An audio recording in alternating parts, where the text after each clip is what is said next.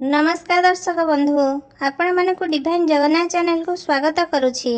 आज ये वीडियो रे रक्षा बंधन केबे पालन हेबो, काहेकि पालन करा जाए, एही पर्व पछरे केउ पौराणिक कथा और रहस्य रहिछि, किपरि पालन करा जाए, सब किछि विस्तृत भाबे जानिबा।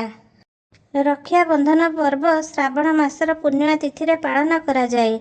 रक्षा बंधन हेउछि भाई भौणीक मध्यरे थिबा स्नेह, भल पाइबा और सुरक्षार पवित्र बंधन को पालन करिवार एक पर्व। 2026 अगस्ट 27 तारिख कि अगस्ट 28 तारिख केउं दिन रक्षाबंधन हेबो सेथिपाई द्वंद्व देखा देइछि।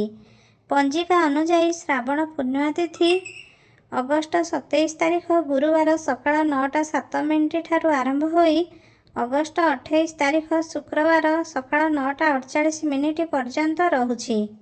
अगस्ट 28 तारिख सूर्य उदय बेलू पूर्णिमा तिथि रहुछि, तेणु अगस्ट 28 तारिख शुक्रवार दिन गम्हा पूर्णिमा रक्षा बंधन पालन कराजिबो। कारण महाप्रभु श्री जगन्नाथंकर समस्त यात्रा नीति सूर्य उदय तिथि अनुसार पालन करा जाउछि। अगस्ट 28 तारिख दिन 3टी शुभ समय रहिछि।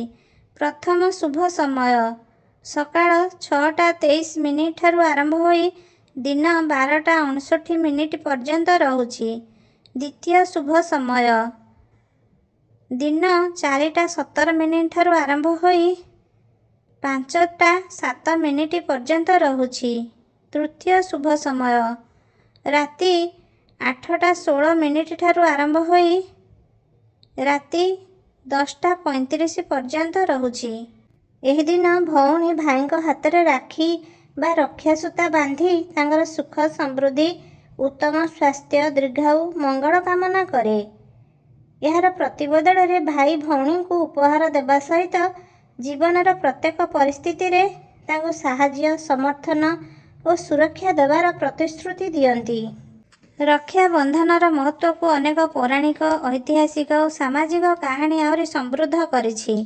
पौराणिक कथा अनुसार भगवान श्रीकृष्ण आंगुठी आघात लगी रक्त बाहरिबारु द्रौपदी निज शाढ़ी कपड़ा चिरी तांका आंगुठी बांधि देइथिले। यह बदल रे भगवान श्रीकृष्ण द्रौपदी को सबुळे रक्षा करिवार प्रतिश्रुति देइथिले।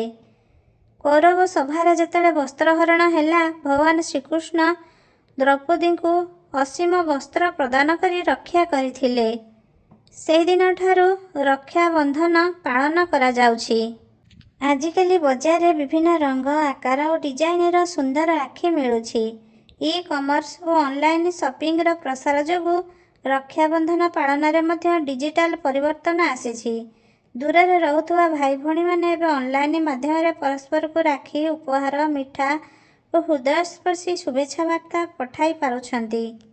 विश्वास करा जाए जे विधि विधान अनुसार बंधा जाउथुवा राखी बा पवित्र सूता भाई को समस्त अशुभ शक्ति रक्षा करिथाए। घरे किपरि रक्षाबंधन पालन करिबा आसंतु जानिबा। रक्षाबंधन दिन घरे घरे पिठा मिठा प्रस्तुत होइथाए। प्रथमे घर ठाकुर को पूजा अर्चना करा जाए। भाई भौणी नूतन वस्त्र परिधान करती। पूजा थाली रे राखी घिया दीप अरुआ चाउल फूल दुब बरकोली पत्र चंदन सिंदूर मिठा रखा जाए। राखी बांधिया बेले भाई पूर्व दिग को मुह करी बसिबे।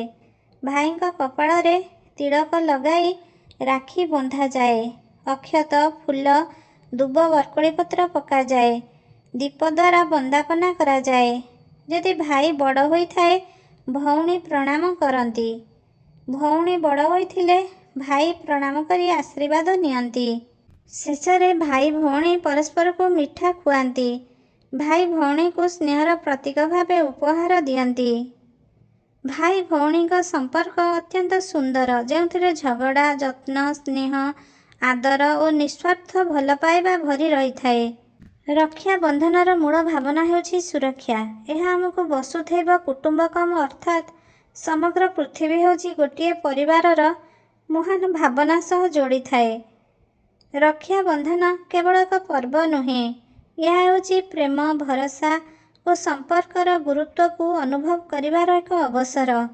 जदि आपनको आम भिडियोटी भल लागिछि लाइक शेयर कमेंट और सब्सक्राइब करिया को भूलंतु नहीं। ଜୟ ଶ୍ରୀ ଜଗନ୍ନାଥ।